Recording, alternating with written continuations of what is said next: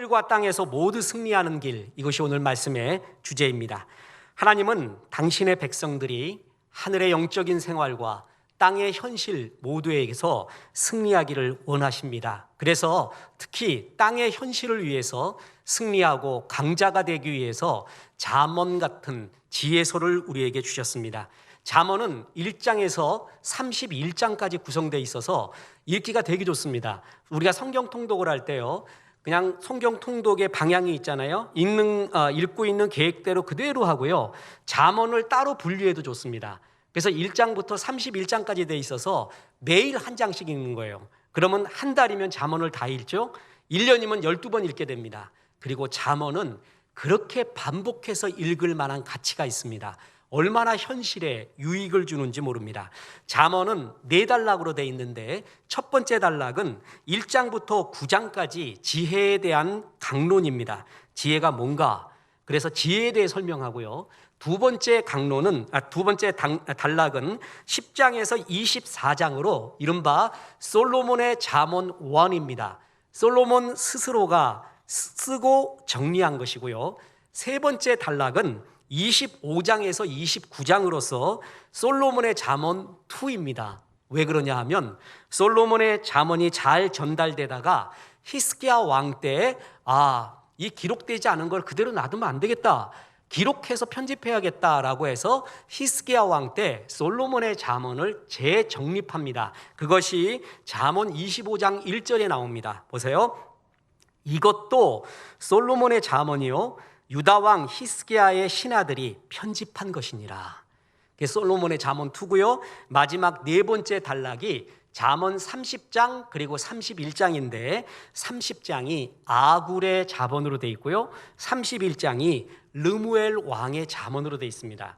그래서 잠언을 기록한 분들이 이렇게 여러 명인데, 우리가 통상 솔로몬의 잠언이라고 말하는 것은 솔로몬이 가장 많이 이런 잠언을 기록을 하였고, 솔로몬을 통해서 주시는 하나님의 주제가 가장 참 넓게 퍼져 있어서 우리가 잠언을 일반적으로 솔로몬의 잠언이라고 말합니다. 그리고 특히 오늘 읽은 잠언 1장 1절에서 7절을 잠언의 지혜에 대한 강론의 서론으로서 쉽게 말하여 잠언 전체의 주제가 됩니다. 서론이 됩니다. 그래서 오늘 이 구절을 통해서 잠언을 우리에게 주신 이유가 뭔가 크게 두 가지가 있습니다. 하나는 하나님은 성도들이 현실 속에서도 승리하기를 원하신다라는 것입니다. 교회에서만 승리하는 게 아니라 현실의 직장, 이웃생활, 부부생활, 대인관계, 사업 모두에서 승리하기를 원하는 주의 마음 때문에 잠언서를 우리에게 줬습니다. 자, 이스라엘 백성이, 하나님의 백성이 하나님의 계시를 받고 은혜를 받는 세 가지의 루트가 있었습니다. 그게 예레미야서 18장 18절에 나옵니다. 자, 보세요. 그들이 말하기를 오라 우리가 꾀를 내어 예레미야를 치자. 제사장에게서 율법이, 지혜로운 자에게서 책략이, 선지자에게서 말씀이 끊어지지 아니할 것이니 오라 우리가 혀로 그를 치고 그의 어떤 말에도 주의하지 말자 하나이다. 이 예레미야의 배경에서 예레미야 선지자를 없애버리자. 그래도 우리가 말씀 듣고 있는 세 가지 루트가 있지 않는가? 그 루트는 끊겨지지 않을 거야 라는 교만한 말이거든요. 여기에 하나님의 백성들이 하나님의 계시와 은혜와 말씀을 받는 세 가지 루트가 나온 거예요. 제사장에게서 율법이, 지혜로운 자에게서 책략이, 선지자에게서 뭐라고요? 말씀이에요. 선지자의 말씀, 선지자는 원칙과 원리를 말해줍니다. 기준을 말해줘요. 말씀을 전해줘요. 그러면 제사장은 그 말씀을 갖고 예배와 신앙에 적용을 시켜줘요. 그래서 이렇게 기도하라, 이렇게 예배 때 해라. 그리고 또 하나의 부류가 있었는데 그게 지혜자의 책략. 지혜자는 하나님의 말씀을 듣고 그것을 현실 생활에 적용해 주는 사람이었습니다. 이렇게 세 가지의 부류에서 하나님의 말씀을 듣게 되었습니다. 자, 이스라엘에서 현실 생활에 하나님의 말씀을 적용해 주는 부류를, 지혜 있는 자의 부류를 가리켜 라파이, 랍비라고 했습니다. 그래서 랍비는 첫째로 하나님의 말씀을 다 알아야 돼요. 그리고 그 말씀이 현실에서 적용된 신뢰를 다 외우고 있어야 돼요. 그게 랍비의 중요한 자질 중에 하나입니다. 그래서 어떤 사람이 랍비한테 이렇게 지혜를 요청해 왔어요. 나의 현실적인 문제가 있는데 어떻게 하면 좋겠습니까? 그러면 랍비는 먼저 말합니다. 하나님 말씀에는 이런 게 있습니다.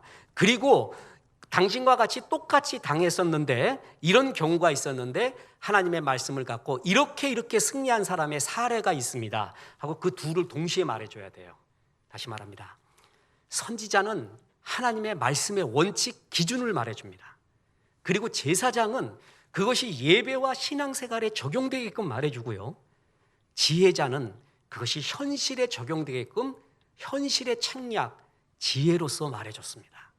자, 지금 현실로 보면 신약에 오면 교회에서 말씀이 선포돼요. 말씀은 원칙이에요. 그리고 그 말씀의 원칙을 붙잡고 현실에서 어떻게 적용하느냐라는 것까지 말해주는 것을 설교라고 합니다. 자, 설교에는 현실에 적용이 없으면 안 됩니다. 이렇듯 중요한 것이 세 가지 부류인데 오늘날 한국은요, 또 우리들은 제사장적인 설교와 말씀은 많이 들어요. 하나님의 말씀의 원칙, 선지자적인 말씀도 많이 들어요. 하나님 말씀에 이런 게 있다, 이런 게 있다. 그래서 우리는 이렇게 기도하자, 이렇게 예배하고 뭐 하자.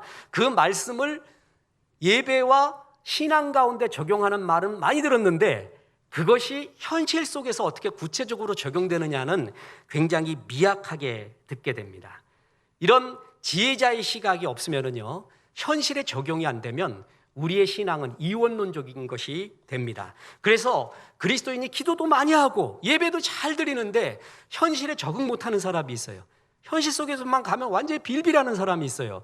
그 이유 중에 하나는 그에게 선지자적인 말씀, 제사장적인 신앙의 말씀이 없기 때문이 아니라 현실적인 지혜자의 말씀이 딸려서 그에 대한 적용이 부족해서 현실에 적응을 못하는 경우가 있다라는 것입니다.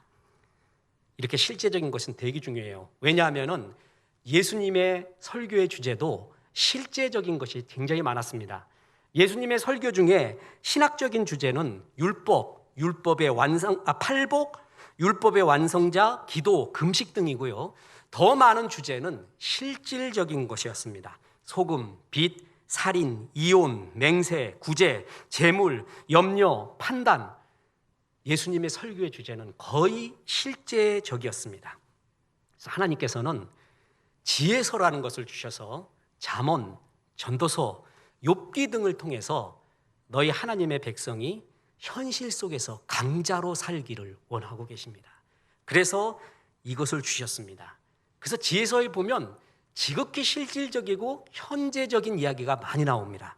인간관계에 대한 이야기, 잠언에서 제일 많이 나오는 게 말에 대한 거예요. 돈에 대한 것. 돈 버는 법도 나오고요. 돈 쓰는 법도 나와요. 심지어 연애하는 법이 나와요. 부부관계의 이야기가 나오고요. 실력 기르는 법이 나오고요. 사랑받는 법이 나와요. 굉장히 실질적입니다. 신학을 보면, 성경을 보면 예수님의 재림, 다시 오심, 기도해라, 복음 전하기 위하여 핍박받고 고난받아라 라는 부류의 말씀이 있습니다. 분명히 그런 부류가 있어요. 근데 또 하나 잠언 같은 지혜서의 부류를 우리에게 주신 이유가 뭐예요? 너희는 현실 속에서 강자가 되라, 승리자가 되라. 그래서 요셉과 같은 사람, 다니엘, 에스더, 느헤미야, 스룹바벨, 이들은 전부 노예 내지는 포로 생활이에요. 우리의 현실보다 더 치열하고 각박한 현실 생활에서 이들이 승리를 합니다. 이들이 승리할 수 있었던 이유는 첫 번째가 하나님의 은혜예요. 두 번째도 하나님의 은혜예요. 세 번째도 하나님의 은혜인데 네 번째가 있는데 그들은 대인관계가 아주 좋았어요. 왕과의 관계가 좋았고요. 동료와의 관계, 후배와의 관계가 참 좋았어요. 다니엘이, 요셉이, 느헤미야가, 에스더가 말하는 법을 보면 굉장히 예의 있습니다. 굉장히 사람의 마음을 잘 감싸요. 축복스러운 말을 해요. 이런 말, 행동, 심지어는 얼굴빛, 모든 것까지 아름다움을 갖췄어요. 그래서 승리한 거예요. 더 쉽게 이야기할까요? 지혜자적인 잠언서가 아마 100번, 1000번 읽었나 봅니다. 그 지혜가 그들 가운데 넘쳐납니다. 자, 우리가 신학을 말할 때 미답지론과 고지론, 이거는 논쟁할 필요도 없다 그랬죠? 낮고 헐한 곳에 가서 복음을 전해야 됩니다. 그래야 돼요. 그렇게 사명받은 사람이 있어요. 어떤 사람은 고지론이 있어요. 고지를 점령해요. 사회적 위치를 차지하고 좋은 위치를 차지해서 선한 영향력을 많이 미치는, 성경에는 분명히 두 개가 다 나오죠. 어느 하나가 중요한 게 아니에요. 좌로나 우로나 치우치면 안 돼요. 어떤 사람은 미답지론으로, 어떤 사람은 고지론으로 하나님이 부른 거예요. 그런데 미답지론에 있던 고지론에 있던 간에 그들이 아름답게 그 위치에 오를 수 있는 거는 선지자적인 말씀이 있었고요, 제사장적인 신앙의 의미가 있었고요, 지혜자적인 현실적인 지혜가 있었다는 것이죠.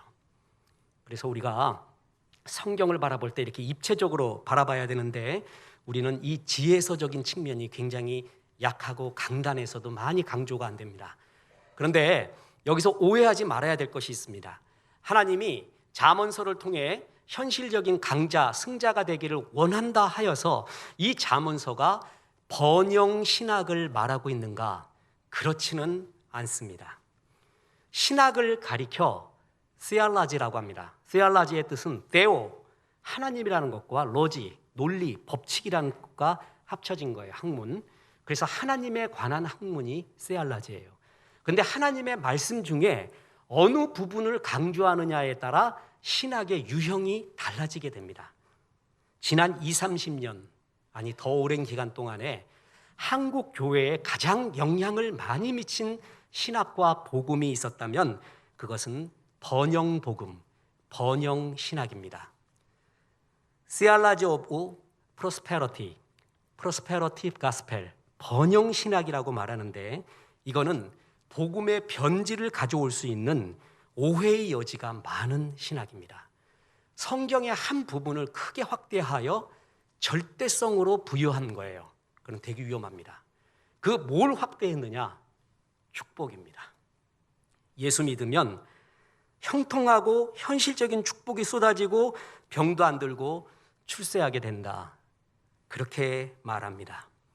이것은 전체가 잘못된 건 아닙니다. 예수 믿고 복 받으세요, 우리 전도하잖아요. 분명히 예수 믿으면 축복스러운 요소가 있습니다.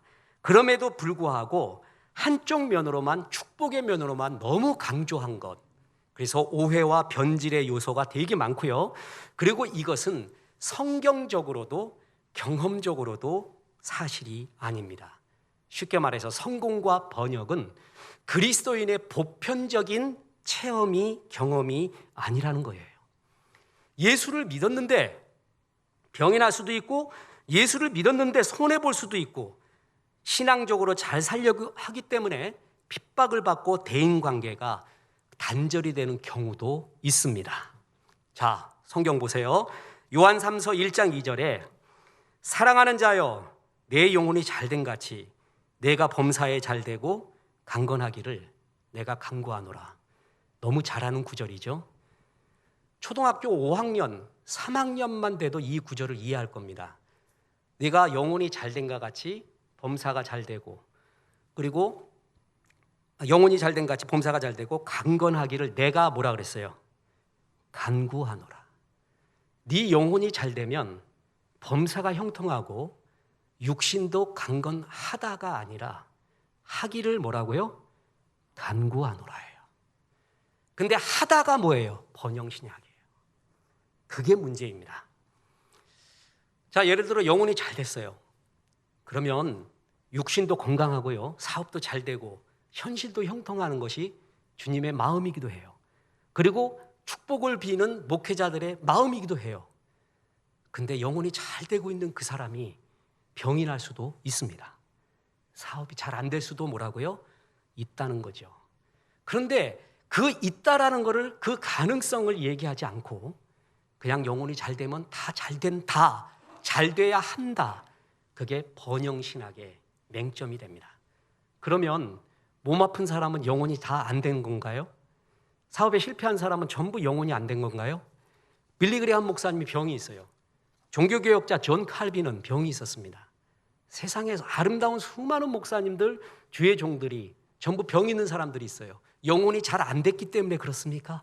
이런 말도 안 되는 이원론에 흐를 수가 있죠. 그래서 번영, 하나님이 우리가 예수 잘 믿으면은 현실적인 육신의 건강함도 주는 축복을 주기를 원하는 부분, 마음도 있는데 그것이 성경 전체가 아니고 그것이 절대적으로 그렇게 된다가 아니라는 것입니다. 근데 번영신학은 그쪽으로 가져가는 거죠. 그래서 그런데도 이것이 굉장히 한국인 교인들에게 마음을 많이 쏟게 만들었어요. 한국인의 정서, 토착적인 정서, 기복신앙과 많이 결합이 되었고요. 사회가 너무 어려웠어요. 그래서 예수 잘 믿으면 잘 된다, 그 소리가 너무 좋았어요. 그래서 주여 예수 잘 믿을 테니까 잘 되게 해주시옵소서, 그 인간적인 소박한 마음과 결합해가지고 이것이 많이 흥황하게 되었습니다. 그런데 그것이 오늘날까지 신학의 주류가 되어서 예수 믿으면 번영신학 다 잘 돼야 된다, 다 잘 된다, 그런 속에서 이것이 보편적 신학의 논리가 되면 굉장히 복음의 변질이 됩니다. 그래서 이 번영신학에 빠지면은요, 인격의 성숙이 없습니다. 인격의 성숙, 예수님 닮는 거에 마음 없어요. 잘 되는 것만 마음 있어요. 플러스 기도와 11조를 성공의 발판으로 삼습니다. 그래서 하나님을 사랑해서 기도하고 11조 내는 게 아니라 나 잘 되게 해주세요 라고 내는 거예요. 그래서 하나님을 자동 판매기로 만들어버려요. 내가 인풋했으니까 하나님은 아웃풋 해야 됩니다. 그런데 내가 인풋했어요, 기도하고 11조도 냈어요, 하나님이 안 내줘요. 그럼 뭐가 되는 거예요? 하나님을 빚쟁이로 만들어버립니다. 하나님 나한테 이럴 수 있습니까? 내가 이렇게 했는데 하나님 이럴 수가 있어요? 하고 하나님을 빚쟁이로 만들어요. 뿐만이 아닙니다. 번영신학의 제일 반대가 십자가의 고난의 신학이에요. 성경에 이 요소가 분명히 있거든요. 그런데 십자가의 고난, 힘들어지는 거는 거부해버려요. 귀를 닫아버려요. 반쪽 복음을 듣는 거예요. 뿐만 아니라 번영신학은 나눔이 없는 자기중심적인 행복, 그러니까 잘 써야 되는데 쓰지는 않고 버는 거, 어떻게 하면 잘 버는가, 그 축복에만 관심이 있고 현실적, 물질적 건강에만 관심이 있는, 그래서 정말 복음의 반쪽, 반의 반쪽만 관심을 갖게 되는 위험성이 있습니다.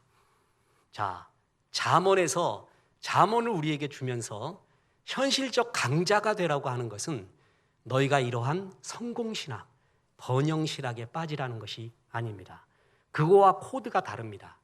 하나님은 바른 목적을 갖고 있으면, 바른 비전을 가지고 있으면서 나에게 이것을 달라, 이 승리를 달라고 하는 것은 결코 기복신앙이 아니라 외면하지 않습니다. 번영신학의 문제는 목적이 바로 되지 않고 목표만 있어요. 설교 때 수없이 강조했습니다. 주님 나에게 이런 축복을 주옵소서, 축복 주옵소서 이러면 주님이 묻습니다. 내가 너를 왜 축복해야 되니? 왜 축복해야 되니? 너의 소망의 이유에 대해서 묻는 자에게 대답할 것을 항상 준비해봐라. 나는 내가 돈을 많이 벌기 원합니다. 목적이 있습니다. 이거 가지고 많은 영혼을 주 앞으로 돌아오게 만들기를 원합니다 라는 목적이 뚜렷해요. 그런 가운데 나는 사업이 잘 돼야 되고 이것도 돼야 되고 저것도 돼야 됩니다 라고 말하면 뭐예요? 그건 하나님의 목적을 축복하는 거예요. 그 목적은 없어요. 난 예수 믿으니까 11조도 잘 내고 기도도 하니까 내 사업 잘 되게 해주세요, 모두 되게 해주세요, 모두 되게 해주세요. 그건 목표라고 합니다. 목표만 있으면 그게 기복신앙이에요. 목적이 있는 사람, 그래서 잠언서에서 강조하는 것은 그 목적을 성공하기 위한 여러 기술들과 현실적인 지혜들을 말하지만 목적이 바로 되어 있느냐를 가장 먼저 몇 번을 강조합니다. 그 다음에 그러기 위해서, 그 목적을 이루기 위해서는 이런 현실적인 지혜가 필요하다고 말하고 있습니다. 자, 하나님은 바른 목적, 많은 이에게 예수 그리스도를 전하고 많은 이를 주 앞으로 돌아오게 하는 데 쓰임받는 모두에게 부여된 공통된 사명, 그 목적, 비전을 바로 품고 있는 자가 현실에서도 승리하기를 원하는 것이 주의 마음입니다. 대표적인 예가 있습니다.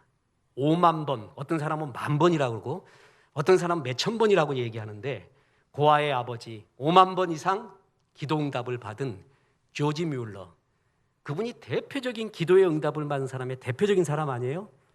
그래서 그가 왜 그런 기도를 했느냐는 배우지 않고 조지 뮬러처럼 기도하면 이렇게 성공한다만 이야기해요. 그게 정말 번영신학이에요. 그게 잘못된 거예요. 조지 뮬러가 왜 그렇게 기도했는가를 배워야 되는데, 저는 조지 뮬러의 기도에서 정말 놀라운 거 2가지를 발견했어요. 그가 기도의 용사인 줄 알았더니 알고 보니까 성경의 용사예요. 무지하게 성경을 읽어요. 자기도 고백해요. 자기의 기도의 힘은 성경에서 나온다. 성경을 읽고 읽으면은 어떤 기도를 하는지가 배워진대요. 그래서 성경을 읽다 보면 기도가 저절로 나온대요. 난 그게 제일 은혜를 받았고요. 또 하나, 여러분 깜짝 놀랄 사실 아세요? 조지 뮬러가 기도한 기도 제목의 90%가 뭔지 아십니까? 돈 달라는 것이었습니다. 다 돈 달래요, 돈 달래. 근데 그가 돈 달라는 것은요, 다른 이유가 아니에요. 구하를 먹여야 되니까 여기도 먹여야 되고 여기도 먹여야 되고 여기도 필요합니다. 하나님 주십시오. 전부 돈 달라는 기도예요. 그럼 묻습니다. 그가 기복신앙에 빠졌습니까? 우린 그렇다고 절대 볼 수가 없잖아요. 바로 성경이 말하는 게 이거예요. 넌 바른 목적을 갖고 있는가? 복음을 전하려는 바른 목적이 있는가? 그럼 현실에서 강자가 되라. 승리해라. 그래서 하나님께 영광 돌려라. 그래서 하나님은 잠언을 주셔서 바른 목적을 가진 사람이, 바른 비전을 가진 사람이 현실 속의 강자가 되기 위하여 우리에게 잠언을 줬습니다. 잠언의 전체 이유, 주제 두 번째가 있습니다. 그래서 성경에서 현실적 승리의 길을 배우라라는 것입니다. 예배와 말씀은 교회에서 배우면서요, 현실적인 지혜, 헤쳐나가는 지혜는 다른 데서 배워. 완전히 이원록이 되지 말고 성경에 너희 직장 생활, 사업체, 이웃과의 관계에서 승리하는 길이 성경에 나오니까 다른 데서 배우지 말고 성경에서 배워라, 이렇게 말합니다. 자, 여러분 예를 들겠습니다. 그럼 비오비타와 원기소의 차이 아세요? 이거 아시는 분, 이제 실웃음 웃는 분은 인생을 좀 먹은 분이에요. 젊은 사람 모를 수가 있어요. 아이스케끼, 버스 안내양, 이런 거 아세요? 쫀득이, 이런 거 알면은 인생을 좀 이렇게 아신 분들이죠. 그때 여러분, 섹스, 성을 어디서 배우셨어요? 썬데이 서울이나 주간경향. 학교에서 가르쳐 주지를 않아요. 학교에서. 그래서 어디서 배우냐 하면 썬데이 서울하고 주간경향, 이것도 아시는 분이죠? 목사님하고 실눈 두고 쳐다보지 마세요. 나는 많이 안 봤습니다. 조금만 봤습니다. 가르쳐 주지 않으니까 거기서 배웠어요. 거기서. 성경에서 가르쳐 주지 않는다면 예배는 교회에서 배우고 현실에서의 승리는 딴 데서 배운다면 이게 신앙생활입니까? 그게 아니라는 거죠. 너는 현실에서의 승리의 처세, 모든 것이 성경에 나와 있다. 그래서 준 게 지혜서예요. 특히 잠언이에요. 다시 말합니다. 성경 통독할 때요, 잠언은 하루에 한 장씩 계속 읽어요. 그래서 1년 동안 계속 반복해봐요. 이게 잘못됐구나, 이거였구나, 포인트가 이거였구나, 배우는 현실적인 지혜가 굉장히 많습니다. 그런데 그러지 못하니까 우리 성도들까지도요, 현실 생활에서의 승리를 위해서 배우는 게 뭔지 아세요? 자기계발서예요. 서점에 가보세요. 핸드폰은요, 우리가 죽을 때까지 꺼지지 않는 불꽃입니다. 이건 계속 달려갑니다. 무궁무진하게 달려가게 돼요. 메타버스라고 아세요? 메타는 초월, 버스는 유니버스에서 나온 거, 초월적 세계, 가상의 현실 공간으로 들어가는, 지금 이제 우리 세대는, 우리의 애들은요, 거기서 근무할지도 진짜 모릅니다. 전 이런 거 막 과장하기 싫어하거든요. 근데 그 세대가 왔어요. 그게 핸드폰까지 그대로 이어지면서 이건 죽지 않아요. 그리고 서점가에 신화 같은 얘기가 있습니다. 시대가 어떻게 변해도 서점가에서 죽지 않는 종류의 책이 있어요. 그게 뭔지 아세요? 자기계발서입니다. 지난 10년, 20년 전 동안 교보, 영풍 비롯해서 미국의 아마존까지 1위에서 3위까지가 전부 뭐냐? 자기계발서입니다. 그 얘기가 뭔지 아세요? 자기계발서가 지금 인류의 마음을, 현실을 지배하고 있다는 거예요. 근데 너무나 안타까운 것은 자기계발서에 대한 학문적인 연구가 부족해서요, 논문이 거의 없습니다. 그에 대한 책들을 구입해서 읽어도 감이 안 잡혀요. 이론적 배경과 또 뭐 문제점, 그렇게 계속 연구를 하고 있습니다. 분명한 거는 이 자기계발서가 성도들을 비롯해서 모든 일반적인 사람들의 가슴을 다 잡고 있다는 거예요. 특히 현실 생활에서요. 정치, 경제, 사회, 문화에서 모든 분야에서 성공한 사람들이 전부 자기의 성공담을 이야기해요. 그래서 내요. 그것이 성경보다도 일상적인 생활에서는 전부 지배하고 있는 자기계발서에서 우리는 헤어나오지 못하고 있습니다. 다시 말합니다. 성경에서 답을 찾아야 되는데 신앙, 기도, 예배, 재림, 전도 이거는 교회와 이런 성경에서 찾으려고 하고 현실 생활은 자기 개발해서 답을 찾으려고 한다면 신앙은 이원록이 되고 굉장히 위험해집니다. 기대하십시오. 인문학 하나님께 지금 3집 나오는데 4집은 자기개발서가 들어갑니다. 그리고 연극, 영화, 대중문화가 들어가거든요. 연구하는데 굉장히 어려워요. 정말 이론적 배경이 없고 극단적으로 싫어하는 사람, 극단적으로 찬양하는 사람, 신학자와 목사님들 그에 대해 한마디도 안 해요. 지금 왜냐? 서점가와 일반 사람들의 마음을 지배하고 있는 게 자기개발서인데 이거에 대한 성경적 해석을 가하지 않는 한 이 문화는 어디로 흘러갈지 모르는 문화가 되는 거예요. 그래서 하나님 나라가 이 땅에 임하옵시며 우리가 주기도문에서 배웠잖아요. 그리스도의 문화가 이 땅에 임하기 위하여서 자기개발서가 아닌 잠언 같은 거를 중심으로 한 아주 쉽고 편한 사람들에게 이 하나님의 말씀을 전해주는 책들이 굉장히 필요한 사명, 그게 이 시대에 있습니다. 자기개발서의 시작은요, 미국에서 시작돼요. 처음엔 굉장히 좋게 시작이 됩니다. 19세기 산업혁명 시대, 그 혼란의 시대에 그 유명한 사무엘 스마일즈의 자조론이라는 것이 있습니다. 자조론. 거기에 보면 서론에 우리가 너무나 잘 아는 구절이 나와요. 하늘은 스스로 돕는 자를 돕는다. 그게 자기 개발의 문장입니다. 셀프 헬프. 네 스스로를 도와라. 자기를 개발해라. 스스로를 도와서 이 현실에서 승리해라. 스스로를 개발하라. 그래서 이 악한 현실, 척박한 현실에서 승리하는 법들을 가르쳐 준 게 자기개발서입니다. 그래서 이 자기개발서는요, 특히 미국적 배경에서 미국이 영국에게 독립을 했죠. 정치적으로는 독립을 했는데 정신적으로는 독립을 못합니다. 사회적 시스템이, 인프라가 구축이 되지 않았어요. 그냥 수많은 무법들이 쌍권총이 난립하고 있었습니다. 그때 내 스스로가 나를 지키지 않으면 이 사회에서 살아남을 수 없어요. 그래서 스스로를 강화시켜주는 책이 자기개발서였어요. 사회가 어려울수록 사회의 인프라가 사회가 나를 도와주지 못하는 지경에 이를수록 자기개발서는 더 강화되고 있습니다. 그래서 미국적 배경이 있었거든요. 특히 영국에 이제 청교도들이 넘어가서 이 척박한 땅에서 살아나갈 가능성이 없어요. 이 현실에서 승리하기 위하여 우리는 내 스스로를 강화시켜야 된다. 그래서 이런 자기개발서 중심으로 많이 이렇게 자기를 개발시키는 데 발전이 되어갔어요. 그건 되게 좋은 거예요. 그런데 이것이 점점 시대가 흐르면서 이상한 방향으로 흘러가게 되었습니다. 자기개발서는 크게 두 가지가 있는데 윤리적 패러다임이 있고 신비주의적 패러다임이 있어요. 자, 윤리적 패러다임의 책은 많이 읽으십시오. 그건 괜찮아요. 크게 위험하지는 않습니다. 이것은 굉장히 청교도적인 게 많아요. 그래서 자기개발의 시작은 자조론 같은 것은 청교도, 그렇게 잠언에서 나온 이야기가 많이 있어요. 그 대표적인 게 뭐냐면 막스 베버, 청교도의 윤리를 강조했던 막스 베버, 벤자민 프랭클린, 그리고 그 사상적 계보를 잇는 성공하는 사람들의 7가지 습관의 그 유명한 스티븐 코비, 데일 카네기, 이런 사람들은 윤리적 패러다임에 속해요.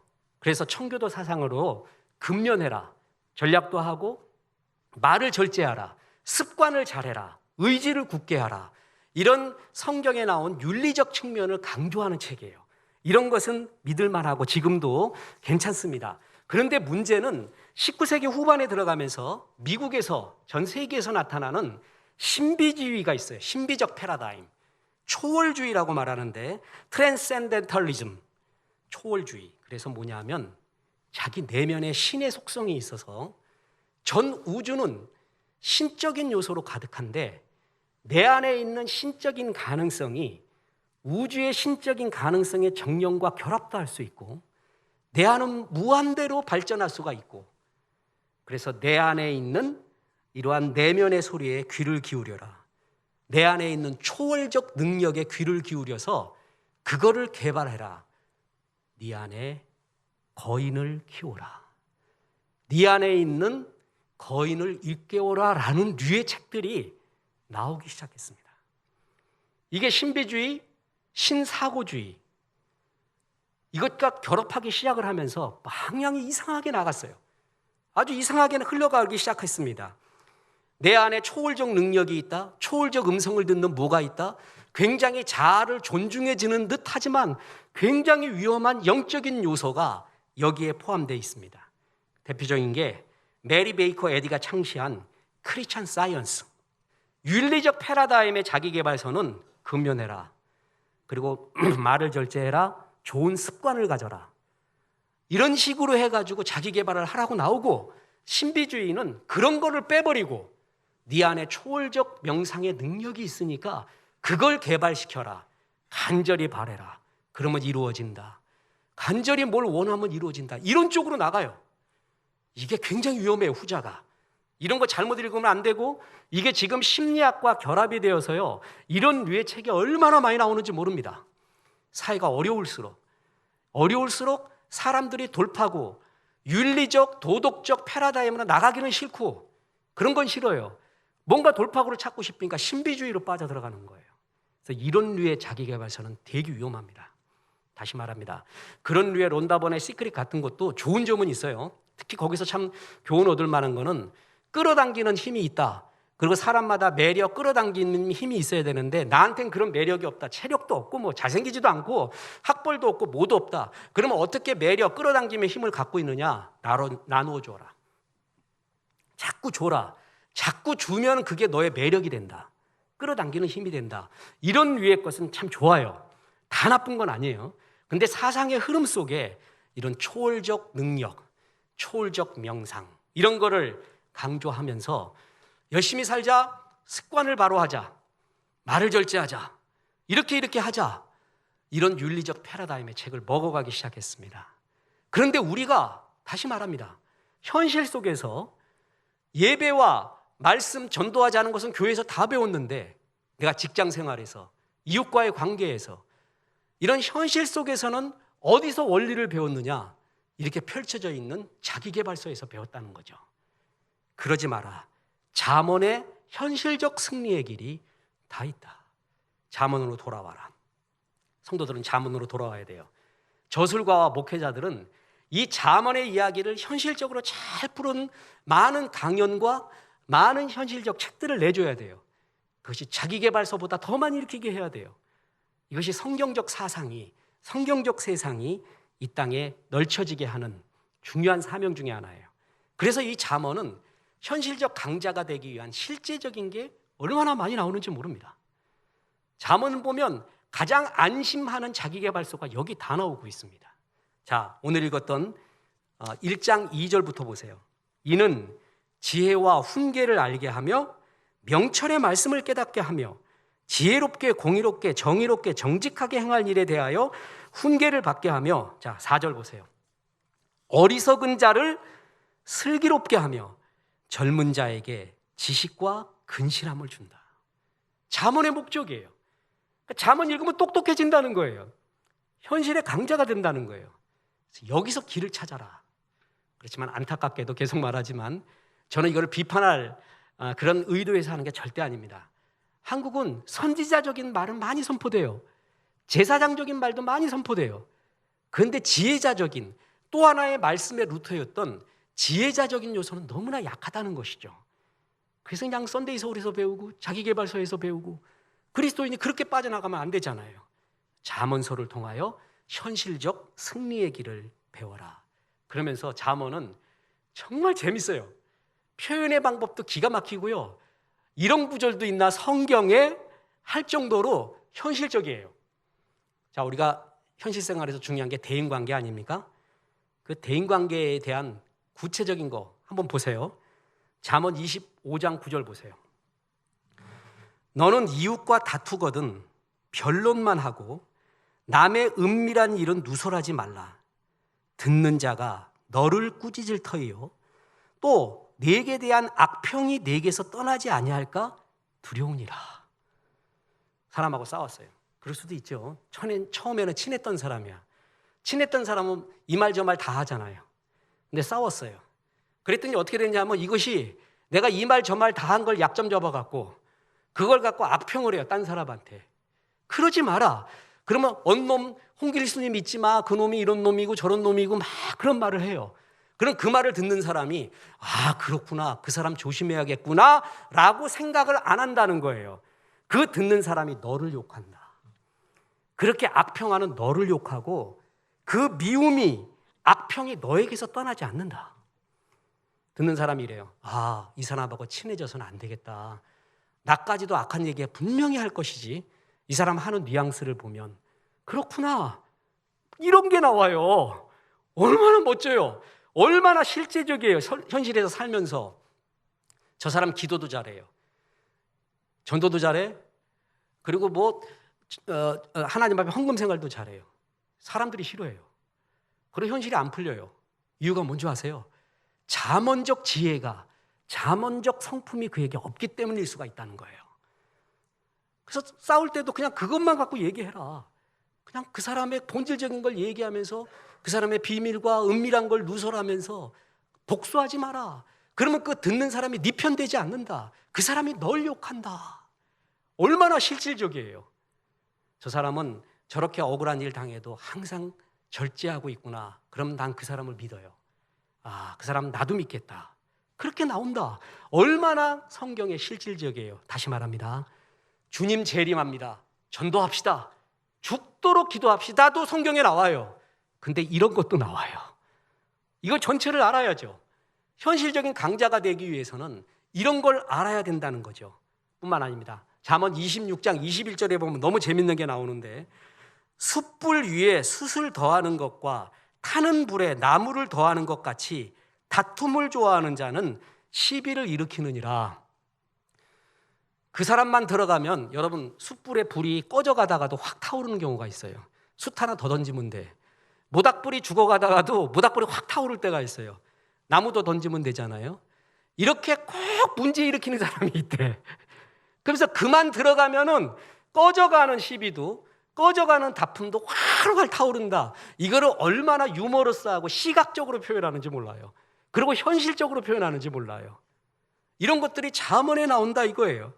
그죠? 그의 말쟁이는 분열 일으키는 자는 방화범과 같다. 그 얘기하고 있는 거예요. 그리고 말에 대해서도 우리는 자기계발서에서 윤리적 패러다임을 가진 사람들이 제일 많이 자기계발서에서 나오는 분야가 말이에요. 말. 리더의 품격 있는 말, 칭찬의 말, 무슨 말, 무슨 말. 말에 대한 게 자기계발서에서 3분의 2입니다. 그만큼 말이 중요한데 잠언에서 차지하고 있는 것도 말에 대한 거예요. 잠언 10장 19절에 보면 말이 많으면 허물을 면하기 어려우나 그 입술을 제어하는 자는 지혜가 있느니라. 할 말이라고 다 하는 게 아니라는 거예요. 말에 대해서 성경이 말한 건 철저하게 절제예요. 절제. 여러분 그래서 잔소리 많이 하는데요. 잔소리의 미학도 있지만 폐해가 더 많은 거 아세요? 폐해가 더 많습니다. 잔소리의 미학도 분명히 있어요. 그러나 폐해는 더 많이 있습니다. 말에서 중요한 건 절제입니다. 저는 이 말씀 갖고 실질적으로 우리 지방회에서 그것을 합니다. 제가 몇 번 간증을 했죠. 이건 오해하지 않기를 바랍니다. 침례교회에서는 노회가 아니라 지방회가 있어요. 우리 지방회는 한 20개 넘는 교회가 있고 어느 교회든 그렇든 다 어려워요. 우리 교회가 두 번째로 헌금을 많이 냅니다. 일부러 두 번째로 많이 내요. 그래서 했는데 이런 가운데서 내가 지방회 목사님들에게 해줄 수 있는 섬김이 뭘까 생각을 했습니다. 그래서 처음부터 회의 때 또 만날 때 어떤 말도 하지 않습니다. 그냥 침묵합니다. 가만히 있습니다. 헌금 많이 내는 교회 목사가 말 많이 하면 어떻게 될까요? 그 지방에 큰일 납니다. 그 지방에 그 사람 부담스러워서 못 견디고요. 힘든 거예요. 그리고 괜히 그거 갖고 위세 부릴 수가 있어요. 그래서 내가 목사님들 섬길 수 있는 방법은 아무 말 안 하는 거다. 처음엔 간질간질해요. 이건 아닌 것 같아요. 근데 지나 보니까 다 알아서 하더구만. 역시 목사들 달라. 다 알아서 제자리에 갖고 다 해요. 내가 한번 큰 소리로 말한 적이 있습니다. 손들어서 밥 먹고 합시다. 시간이 너무 지나서 안 되겠어요. 너희들 막 재채기 나오기 시작하고 안 되겠어요. 밥 먹고 합시다. 그거 한 번 외쳤어요. 잠언에서 배웠습니다. 잠언에서 말에 대한 구절을 끝없이 보면은 두 가지입니다. 하나는 절제, 하나는 축복의 말이에요. 이게 그렇게 중요하구나라는 걸 잠언에서 알게 되었습니다. 애를 가장 확실하게 꾸짖는 방법이 있습니다. 축복하십시오. 애를 확실하게 눈물 나오게 꾸짖는 방법이 있어요. 축복하십시오. 지혜로운 축복, 그게 애를 변화시키게 됩니다. 잠언에서 이게 다 나오고 있습니다. 뿐만 아니라 얼마나 유머러스한지 아세요? 너는 아무리 잘해도 경우 바르게 행동하라, 이런 구절도 나와요. 자, 보세요. 잠언 27장 14절. 이른 아침에 큰 소리로 자기 이웃을 축복하면 도리어 저주같이 여기게 되리라. 새벽 4시에 전화해요. 당신 사랑합니다. 축복합니다. 얼마나 좋으면 이렇겠냐. 아멘 할렐루야 그랬어요. 그 다음날 또 4시에 전화가 옵니다. 당신 사랑합니다. 축복합니다. 그러냐, 좀 잠 좀 자고 하자. 그 다음날 또 와요. 전화기 집어 던져버려요. 아무리 좋은 것도 뭐가 있다? 경우가 있다. 기도하는 거 좋지요. 성경에 기도하라고 했잖아요. 통성기도 하라고 했잖아요. 그죠? 통성기도 하세요. 근데 도서관 옆에서 하고 있어서 사람 환장하는 거예요, 그거. 그리고 얘기해요. 기도하라고. 얼마나 순결하냐고. 성경이 그걸 말하냐고요. 기도하라는 말도 하지만 경우에 합당하게 하라고 이렇게 얼마나 말을 많이 하고 있습니까? 우리 선배님이 개척교회를 했습니다. 개척교회 할 때 이상한 사람도 많이 오거든요. 별별 사람도 다 와요. 도둑도 들고요. 그리고 왜 이렇게 감옥에서 나왔다는 사람이 많은지 모르겠어요. 그 동일한 레파토리로 말해요. 그래서 어디서 배워갖고 왔구나, 이제 이런 것도 이제 느끼기도 하고. 우리 교회도 많이 그랬습니다. 칫솔 팔로 와가지고 막 강제로 강매시키고 하고 막 야단도 해요. 그리고 와가지고 자기가 이제 상위 군인이라고도 하고 장애인이라고도 막 가장하기도 하고. 그래서 진짜 상위 군인, 진짜 장애인들에 대해 정말 우려가 되는 거죠. 그런 사람들이 왔거든요. 그 개척교회 목사님한테 자꾸 또 상위 군인이라고 와갖고 칫솔을 그냥 강매시키고 그랬대요. 돈도 없고 너무 매너도 안 좋고 너무 화가 나고 이건 분명히 악한 영이 시킨 거다라고 선배님이 생각을 했습니다. 그래서 그 사람이 또 왔대요. 그래갖고 기도를 거기다 탁 해버렸어요. 무슨 기도를 했냐? 방언 기도를 해버렸어요. 방언 기도. 막 그냥 샬라샬라를 해버렸던 거예요. 그 다음 결과가 뭔지 아세요? 죽도록 두들겨 맞았대요. 죽도록 두들겨 맞았대. 그래서 목사님이 내가 이렇게 핍박당했다 그래가지고, 목사님 그건 핍박이 아니라, 그래서 이 말씀을 잠언 27장 14절을 카드에 써서 보내줬어요. 제가 후배인데 정말 죄송하겠고 훈계하는 건 아니지만 그 앞에다가 방언하면 어떡하면 좋겠어. 그게 아니라 좀 잘 얘기하고 대화하고 이제 이러지 마시오 막 그러고 이제 막 그래야 되는데, 방언 기도 마귀야 물러가라는 식으로 했으니까 이게 이제 우리가 갖고 있는 영성이 있지만 그게 경우에 안 맞는, 합당하게 하라라는 지혜의 요소도 성경에 이렇게 많이 나와 있다는 거죠. 우리 교회 부사역자 중에 참 순결한 부사역자, 저는 그 순결함을 참 항상 배우고 있는 부사역자가 있습니다.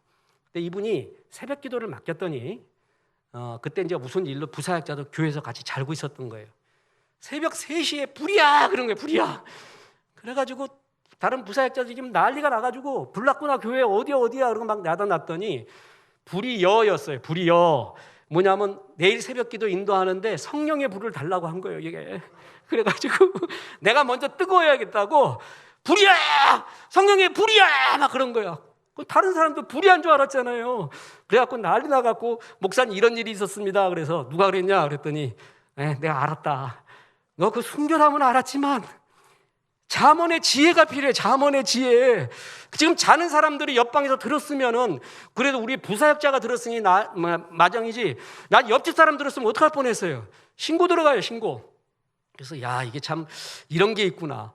순결함도 있고 영성도 있어요. 근데 뭐가 잠언적 지혜도 되게 필요하다는 것입니다. 다시 말합니다. 성경에 이런 게 다 나와 있고, 마지막으로 한 구절 더 보세요. 잠언 14장 13절입니다. 거기에 이런 구절이 나옵니다. 웃을 때에도 마음에 슬픔이 있고 즐거움의 끝에도 근심이 있느니라. 여러분 한번 물어보겠습니다. 파티를 해요. 축제를 하는 그 중에도 왠지 좀 쓸쓸한 게 있어요, 없어요? 정상이에요. 즐거움의 끝에도 왠지 좀 이렇게 이것도 아닌데라고 하면서 왠지 우울함이, 슬픔이 있어요, 없어요?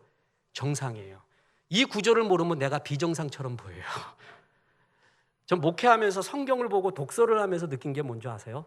나는 특수하지 않다예요. 사람이 외로울 때의 최고의 문제는 내가 특수하다고 생각할 때예요. 근데 보편적이라고 알잖아요. 다 그렇다는 거 알면은 굉장히 이 우울증, 이 특수함이 가져주는 우울증에서 벗어납니다. 성경이 나오더라니까. 이 구절을 보고 쾌지나 칭칭 나네. 이렇게 좋을 수가 있는가? 나만 그런 게 아니라 다른 사람도 그렇고, 다른 사람이 아니라 성경의 기록자까지도 하나님이 기록한 걸 보니까 사람이 그런 거구나. 이게 얼마나 자유를 줘요. 잠언은 생각지도 못하는 이런 철학적인 측면도 우리에게 줘요. 다시 말합니다. 하나님이 이런 면도 건드리신다는 게 얼마나 입체적으로 좋은지 모릅니다. 우리는 선지자적인 말씀에 익숙해요. 좋아해요. 제사장적인 말씀도 아멘하고 좋아해요. 그런데 한 가지 부족한 게 있다면 지혜론적인, 지혜자적인 말씀이 부족해서 현실에 적용을 잘 못하는 경우가 많이 있어요. 나는 기도도 잘하고 전도도 하고 헌금 생활도 잘하고 다 잘하는데 왜 안 풀릴까? 왜 사람들이 또 날 싫어할까? 라는 이유 중에 하나는 더 기도가 부족해서가 아니라 잠언서의 지혜가 부족하기 때문에 그럴 수도 있다는 것이죠. 그래서 잠언서까지 가장 가슴에 품잖아요. 그럼 사랑스러운 사람 돼요. 잠언서 1000번 읽으면 대인관계 좋아져요. 잠언서 정말 많이 읽으면 현실에서 이렇게 생활해야 되는구나 라는 것을 하나님이 얘기해 줍니다. 하나님은 하나님의 백성이 현실의 강자가 되기를 원해요. 그래서 잠언서를 줬어요. 그래서 다른 데서 답을 찾지 말고 잠언 같은 지혜서에서 답을 찾아서 진짜 안정된 승리자가 되기를 주 예수의 이름으로 축원합니다. 예수 우리 왕이여 이곳에 오셔서 찬양합니다.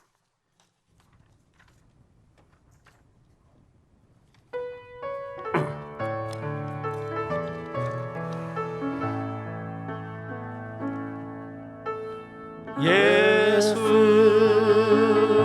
우리 왕이여 이곳에 오소서 보좌로 주여 임하사 찬양을 받아 주소서 주님을 찬양하오니 주님을 경배하오니 왕이신 예수여 오셔서 가정하사 다스리소서. 이제는 우리 구주 예수 그리스도의 은혜와 하나님의 크신 사랑과 성령님 현실에서 승리하는 강자가 되라 말씀하심이 이 말씀에 아멘 하며 우리의 얼굴에 눈에 행동에 손에 말에 생각에 주님이 왕이 되어 들어오셔서 우리를 다스리기로 기도한 성도들에게 함께 하셔서 이제부터 끝날까지 크신 영광 받으시옵기를 우리 구주 예수 그리스도 이름으로 축원하옵나이다. 아멘.